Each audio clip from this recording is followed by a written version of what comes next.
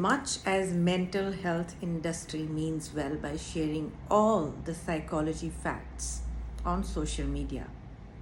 But the question is it helping people more, or is it making them more confused about why they're feeling and who they are becoming through the process?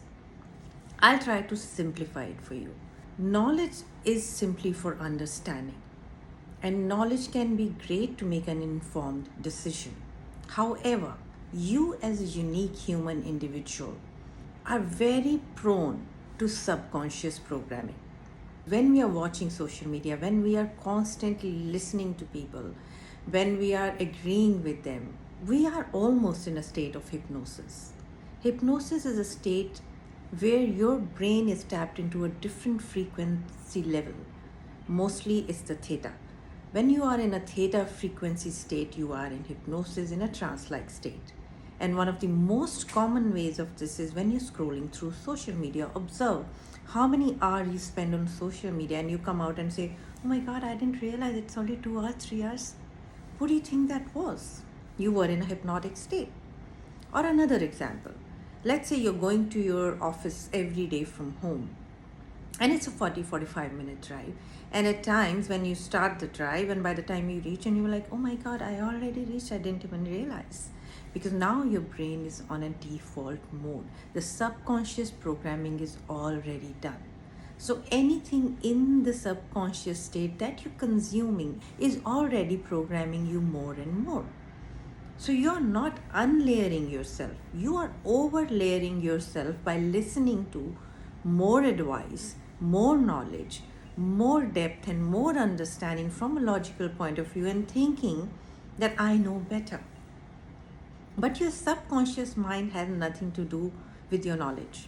It couldn't give a damn about your logic. You could be the most academic person in the world, and the subconscious mind will still tell you you're not good enough. You're not doing great. Go more, achieve more, go after this, be that.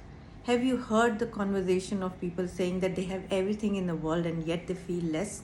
That's why they're driven to achieve more, go after further. What do you think that is? That comes from your subconscious mind, your root cause. Somewhere, something happened in your life that has made you believe you're not good enough as you are. And this is how you're reprogramming yourself also in a way to believe you're still not good enough. Because you're listening to so much conversation telling you how many more ways you need to heal, how many more ways you are less, how many more ways you're triggered, and how much more work you need to do on yourself to feel you're enough, to feel you're good enough, so that you can go and get and create a life that you want to. I am telling you something different. If you want to create a life that you want to, in this moment right here, connect with yourself and start saying, I am enough.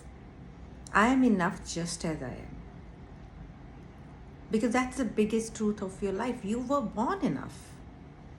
But some shit happened, and now you're starting believing, no matter how much I do, it's not working. Why?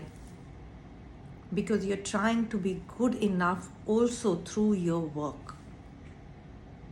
The real work is understanding and embracing, I am enough just as I am. I am enough in my triggers.